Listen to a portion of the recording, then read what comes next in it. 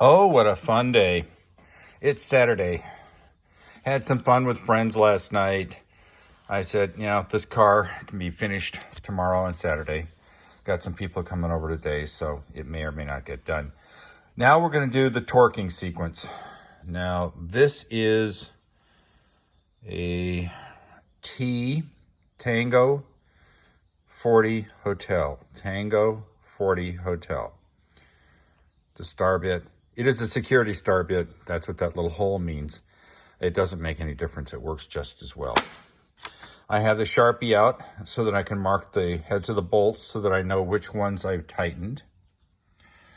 And I have my torque wrench set to 88 inch-pounds, which is, 10 Newton meters. So we're getting all ready. We're getting prepared, of course. And we'll do our thing. Now, this is number one here. Okay.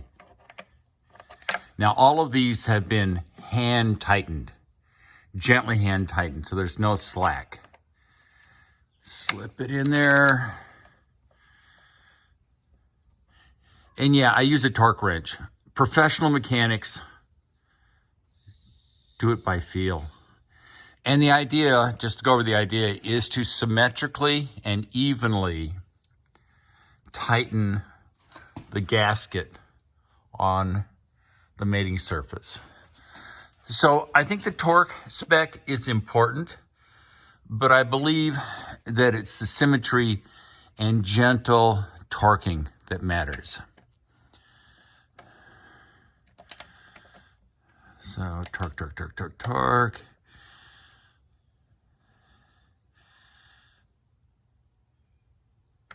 All right. Of course, I don't have my pen with me, but it's right there.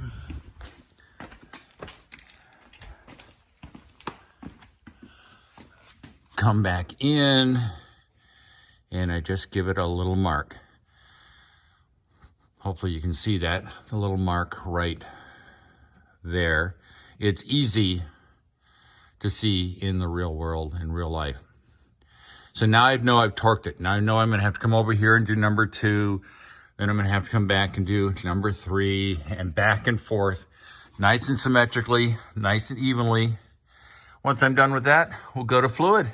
All right, I started the fill process. What did I learn?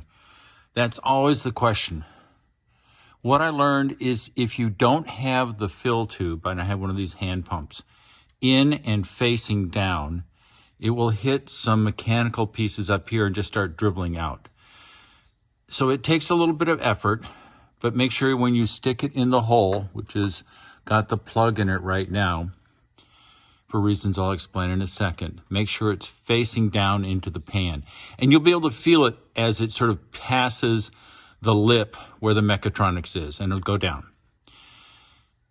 As you're filling it, you need to monitor the transmission fluid temperature. I'm fortunate enough to have an OBD2 scanner which reads the transmission fluid temperature.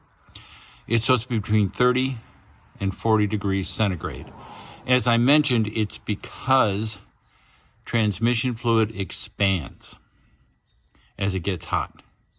So you're supposed to make sure while the car's running in park that you start getting just a little dribbling out when it's between 30 and 40 degrees centigrade.